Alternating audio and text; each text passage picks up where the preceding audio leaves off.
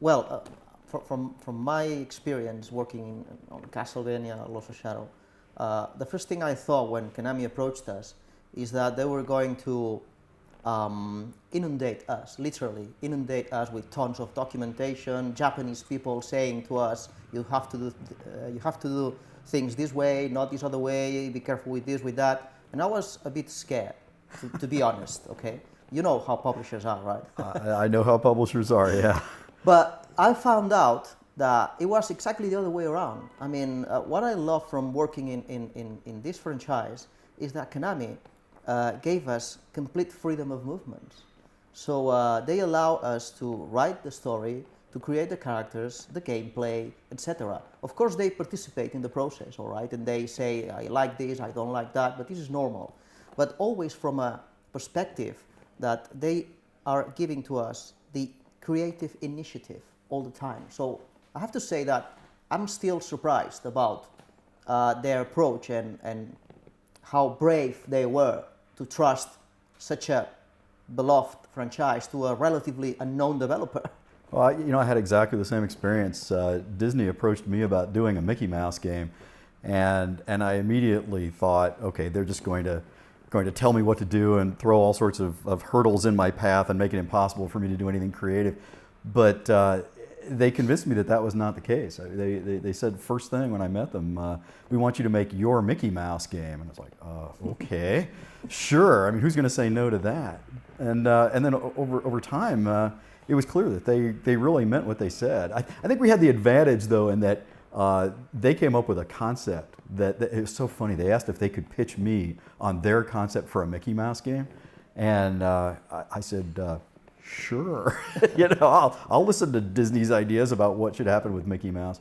And so they gave me some foundation elements like the Phantom Blot as a villain and Oswald the Lucky Rabbit coming back and a world called Wasteland for forgotten and rejected Disney characters. And I think the fact that they came to me with some ideas and I was receptive to them kind of made them more comfortable with me and with Junction Point, working with the most recognizable icon on the planet. That little guy with 3 circles are always Mickey, right? So, but they were really, really good about it. It's pretty crazy. One of the things that we were clear about working in such a long franchise was that probably we couldn't please the old fans because Castlevania always were handled by Japanese studios. The Japanese way of making games is completely different from the Western way of making games, not mentioning the culture, aesthetics, etc. So we started almost from scratch.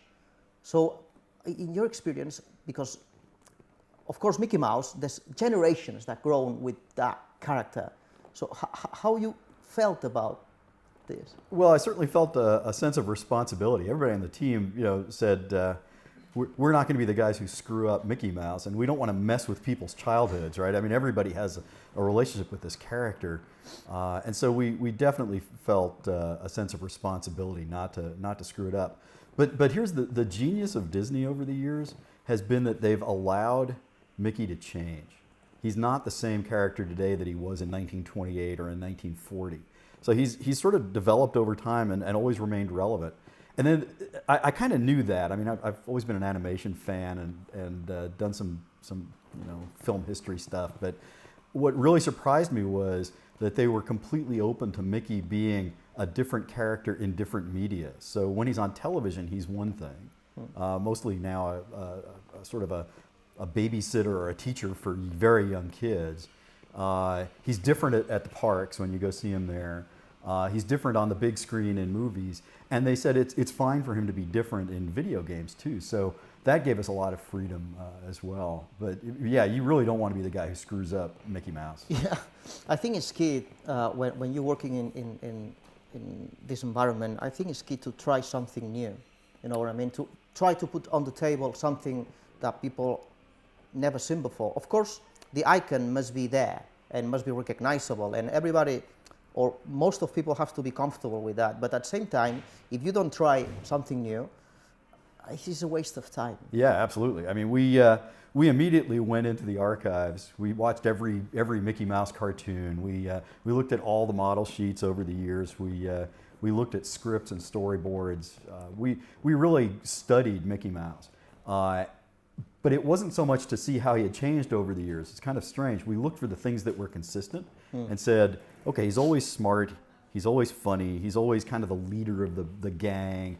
He's mischievous, he gets in over his head and then has to get himself out of trouble. There are certain things that he is at the heart of the character. And so we needed to be true to that. But then we had to find things that were new. So that's where we came up with the idea of giving Mickey control over the stuff he's made of, paint and thinner. It's amazing. You can tell I made a Wii game because I immediately start doing this as soon as I start talking about the gameplay. But we gave him control over paint, the stuff that he's made of. And that was kind of the new thing we did. I mean, it's funny you should say you always have to do something new because part of my process is I ask myself these like 7 questions about every project. And if I can't answer them all, I won't do the project. Doesn't matter how cool it is or how fun it would be. One of them is, what's the one thing in this game that no one in the world has ever seen before? And for us, it was a dynamically changeable world where the player gets to draw and erase things that really literally change what's happening on the screen. When we started Castlevania, we thought, oh my God, first thing is, how are we going to handle this kind of transformation of the Dracula mythology from a Japanese perspective? It's very, very cool, but at the same time, it's very, very strange to our Western, way of thinking. So I think that the first decision we took was, okay, let's bring back the Dracula mythology to where it belongs, actually, which is the European mythology, etc. I think that many people was happy. But at the same time, we felt that the long-time fans were going to be, a bit disappointed because our take on the saga, our take on Castlevania, doesn't feature the typical, emo characters, nor the Japanese pop rock classic music all mixed up, But I think that with the perspective that time gives us, I think that we went the right way with this. Because were there elements of the original games that you did keep, or did you just sort of throw everything away? No, of course we kept elements. I mean, after all, Castlevania is about a lone warrior battling supernatural creatures with a whip. So it's not a racing game. There you go. Okay. So the whip is there. It's there. The whip is there. The climbing, fighting, etc. But we gave it a completely new approach, much more westernized. You know what I mean? With completely different characters, etc. And I think that was the right choice. Of course, it's a matter of opinion, but I think that we did it right.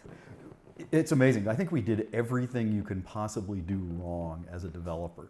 We went from 13 people to 180 in just about 2 years.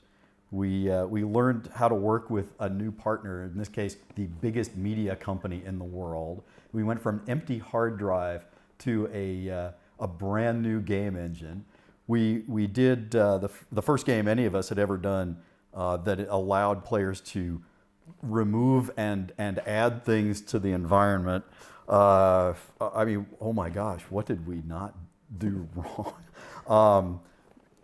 And when we shipped the game, I mean, clearly a lot of people loved it, which was very gratifying. But they told us the camera system needed to be better. I mean, none of us had ever worked on a third-person adventure game before. Third-person camera, very hard, by the way. Yes, it is. I made a decision not to have any characters speak in the game because I wanted to honor, Japanese platforming games like Mario and adventure games like Zelda. And no one talks in those. And boy, fans told us that they really want to hear the Disney characters talk. Oh my gosh, we learned so much. It was crazy. I think that people is not fully aware of the complexity of a third-person action game, especially if you come from the first-person shooter side of things. you don't realize until you start doing it, you don't realize that having a third-person action game is like having a character the size of, you know, the position of the camera. So basically, you don't have any more just a couple of eyes and you can put the walls and everything at a reasonable distance. No, no, no. You have to consider that your playing character is the character and the camera. You know, I can't believe we did this. As soon as you let the player remove things from the environment and add things back, you take that tough problem that you just described and you make it even harder, because like if you look at a game like Mario, the camera is positioned up here, up high, so you can see the distance between platforms. The important thing to a platform game is this, the gap. But if you look at a Zelda game, the camera is actually brought down low, because what you need is tactical awareness of what's happening in the field in front of you. And we made a game where if you paint in all of the gaps in the ground, you're playing an adventure game. But if you don't, you're playing a platform game. So we had to dynamically move the camera based on how the player was dynamically changing the environment. And then we got crazy, because then what happens when the player's on one side of a wall, or let's say there's a gap here. Player's here, camera's here, and the player decides to paint in this wall here. So all of a sudden there's a wall that didn't exist between the camera and Mickey Mouse. Like, we just took that hard problem, made it harder, and then made it impossible. It was just insane. Yeah, I think that when you try this, when you approach a project like this, where you are trying a lot of new things, making the game is about fixing your own mistakes. I mean, you spend 1/3 of the project time by creating crazy stuff, and the rest of the project by fixing your mistakes. Yeah, you know, it's funny. Every game I've ever worked on, I always get them to the point where they're finished and playable start to finish, but no fun. And then you spend as much time making them fun, fixing the mistakes, as your publisher will give you. You know, and if you get enough time, you can make a great game. And if you don't, you're shipping something that's not quite as good as it should have been. Luckily, most of my publishers have given me enough time. In Castlevania Lost Shadow, I used to write down an Excel spreadsheet where I list all the issues every day. You know, every day. Wow. 80% were camera issues. 80% easily. The remaining 20% were, okay, this doesn't work, the mission, blah blah blah, etc. But 80% was where we can put the fucking camera. Well, and the thing that the craziest thing, I can't believe we're talking about the camera so much, but the thing that's crazy to me is I'm the guy, every game I've made has been about empowering players to make their own choices and play the game the way they want to. And the one really big mistake we made on the camera was we took control of the camera away from the player. I mean, you know, spline cameras work really well if you know exactly where the player is going to be and exactly what they're going to be doing. And we didn't. We didn't know what the player was going to be doing, where they were going to be looking, and we didn't give them complete control of the camera. That was the one mistake I think we made. Other than that, it was just we tackled a really hard problem. But that one, yeah, we fixed that in the new game. We now know how to build worlds better so they don't break the camera quite as badly. We made over 1,000 changes to our camera system. I mean, we had a full-time camera team of designers, artists, and programmers working to make sure that we got that right. I think that not all the time, but in video games, most of times, sequels are better than the first. Oh yeah. First games. It's not all the time. For example, my favorite Deus Ex game is the first one. Okay. Yeah, so, I'm not sure many people would say the second game was the best. I don't know, but yeah, that's it. Well, yeah. The second Deus Ex game was one where we listened a little too much to the marketing guys. Let's just say. You know? Yeah, usually the second one gets better. I think we've accomplished that with Disney Epic Mickey 2. I guess fans will tell us, but yeah, you're right. Second games, you learn so much on the first one. You get to do the second one better. I think that for example, in our case, I can't talk much about it because it hasn't been disclosed yet. Oh. But for Castlevania Lost Shadow, Mirror of Fate, and the second part, which will be released next year. We've learned a lot about, for example, camera issues. We've learned a lot about pace, about properly pacing the game. We learned a lot about how to use the technology.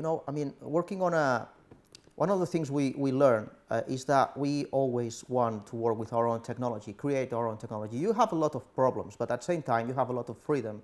You can go directly to the problem and ask for a specific piece of scripting or hard code to accomplish that. If you're working with a third-party engine, you'll be always in trouble unless you make exactly the same game the other party did in the first place. Yeah, we did sort of a hybrid on the technology side. We started with Gamebryo, a third-party engine, but the reason we went with Gamebryo was that it offered us so much less than some of the other engines. I mean, if you're making an Unreal Engine game, it really helps with making a game like Unreal, for example. But with Gamebryo, it didn't offer us this full suite of tools and didn't come with a lot of assumptions built into it. So, we kind of had to do that because we made a game where you can remove things from the environment and you can add things to the environment, and there's no engine that really does that. So we kind of rolled our own, but on a foundation that someone else provided for us. So maybe we either got the best of both worlds or the worst. I'm not sure which. In any case, I think that wherever the difficulty of dealing with game stuff, the most difficult part of making a game these days, or making a sequel, is dealing with people. Yeah, I'm with you there. I remember the first games I worked on, it was me and a keyboard and a blank screen. Wow. And then a big team was 10 or 12 people. I remember, let's see, I did a game called Serpent Isle where we had 42, 43 people, and then Deus Ex was 34. We made Deus Ex, the first game, with 34 people. Wow. 3 programmers. Just three programmers. I don't know how I did that. But then the second Deus Ex game and the third Thief game, those were over 90 people, and I thought that was big. And then Mickey, the first Mickey game, we had 180 people at Junction Point and over 300 around the world. Oh, but wait, it gets better. Disney Epic Mickey 2, The Power of Two, over 800 people worked on it around the world, 9 different locations. It was insane. And we're not talking about just outsourcing. I mean, we had actual development partners contributing materially to the game, 9 different places, 800 people. And you want to talk about a coordination effort? I never want to do that again. Smaller games, smaller teams. Yeah.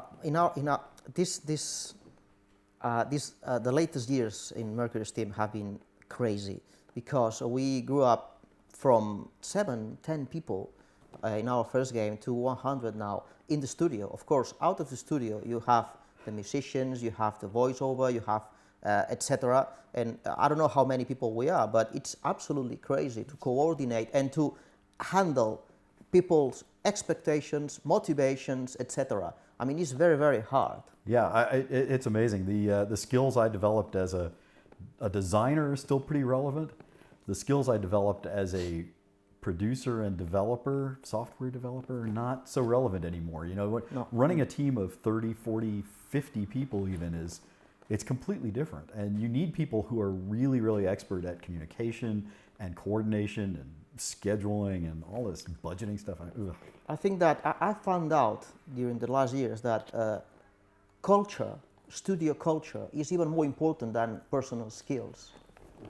Get out of my head, man. I mean, that's amazing. No, it's true. I used to say I can work with anybody and I'll take talent, even if it's in a package that's obnoxious and no one wants to work with this guy. Now my saying is team fit over talent. Team fit over talent. Culture is critical, and when you grow, I mean, it sounds like you grew about as quickly as we did. We just grew so fast. When you're bringing on 20, 30 people a month, your culture is really delicate, let's just say. And I'm not sure how successfully we preserved the kind of culture that I wanted Junction Point to have. So we kind of have to fix that at some point. But with that many people, it's tough. I don't have the solution. I think that values like hard work, imagination, feel free to wake up your chair and go to the project director and say, hey, I have an idea, what do you think about it? Of course, I mean, you have to be careful when handling this, because otherwise people will be queuing in front of your desk. It's not the idea. But if you project, an image of, okay, we're here to make the best game, the best possible game. Because I think that if you don't give your, not 100, your 200 or 300%, you are not going to be able to make something remarkable, okay? I'm not talking about working more hours. I'm talking about being on the edge of, imagination, creativity, hard work, etc. I mean, having 100 people in the studio is almost impossible to keep that, that status in people, but we're trying. Yeah, I tell anybody who will listen at my studio that they have to tell me I'm, how do I say this on camera here? I'm full of it at least once a week, It's their responsibility to tell me that I'm crazy and wrong, and usually use a curse word or two. But here's the thing, I couldn't agree with you more. You have to try to do things that are completely crazy, completely out there, let your imagination run wild. I've told my wife, my tombstone better read, fail gloriously. That is my motto, fail gloriously. I mean, it's so much better to fail at something hard and cool and new and different than it is to succeed at something you already know. I mean, there's so many developers out there who seem content, more than content, thrilled to execute well against well-understood problems. And it's like, I can't think of anything more boring than that in the world. I mean, I would rather try something hard and just completely fall on my face than do something that I already know how to do. It's like my whole life is summed up in 22 things. I mean, I've done 22 things in my entire life. And that's a lot in the game business. I mean, if a life's going to be defined by, let's say, I hope I get to 30 before I, shuffle off this mortal coil, But 30 things in an entire lifetime, they all better have a chance at being great at least. Yeah. I would say, to summarize, I would say be brave, be crazy. Don't do anything just for the sake of doing it. Just try doing something. Try to have an attitude like the thing you're doing is the last thing you ever do in your life. That's exactly what I would say to the people that is starting in the industry, in the video games industry. This is a very hard industry. This is very tough. But at the same time, I think that I love video games because they are like, when I see the people in the studio and I see artists working together with mathematics and not exploding every day, I think that that's something impressive. That I've never seen any other art form like video games. First place because it's one of the few arts that need the player to be fully realized. I mean, when you are reading a book or watching a painting or a sculpture, there's no interactivity. I mean, that's a finished work of art, and that's all. But a video game needs the player handles it. You know what I mean? And that for me is fantastic. Is amazing. Is a way to. It's something I would like to be doing until the end. Until the day I die, And it's entirely possible now. It wasn't when I started, it wasn't exactly a noble profession, No. It's like, no one could imagine a career doing it, but here we are 30 years later. I agree with everything you said, and I'd add that communication component is critical. If you're an artist, you need to be able to talk to programmers. If you're a programmer, you need to be able to talk to designers. If you're a designer, you probably need to be able to talk to business people. And typically those disciplines don't share a vocabulary. And so whatever you want to be when you grow up, an artist, a designer, a programmer, learn to talk to those other disciplines. Learn a little bit about what they do, because if you can't talk to each other, this incredibly collaborative medium is going to destroy you. It makes filmmaking look easy. Oh, you yeah. know? It really does. Yeah. And so you need to be able to talk to folks. That's probably the one bit of advice I would give to anyone starting out. And the good thing about living in this period of history is that there's a lot of new things that you discover every day. You go to the office and you handle an issue, or you are trying to do something. You realize that we are in the Stone Age of video games. For sure. We are. I mean, every day you see something that no one in the world's ever seen before. It's one of the things that gets you up in the morning. Despite of the technological fireworks, you know, we are in the Stone Age. We don't know nothing. I mean, it's like being, you know, it's like putting your feet on the shore, just being there. You know, there's the whole ocean in front of you. Well, and think about it. No game has ever been able to simulate the experience we're having right now. Yeah. We can't even have a conversation in a video game yet. A believable, compelling conversation in a video game. How crazy is that? You know, we can barely simulate like actually knocking over a glass of water physically, but no game has ever even tried to capture what happens when you knock a glass of water into someone's lap. You know, what do? Do they jump up? Do they yell at you? Do they pull a gun on you? I mean, do they punch you? Do they just say, "Oh gosh, that's okay, don't worry about it"? No game's ever been able to do that. We have barely scratched the surface of what we're going to be and do.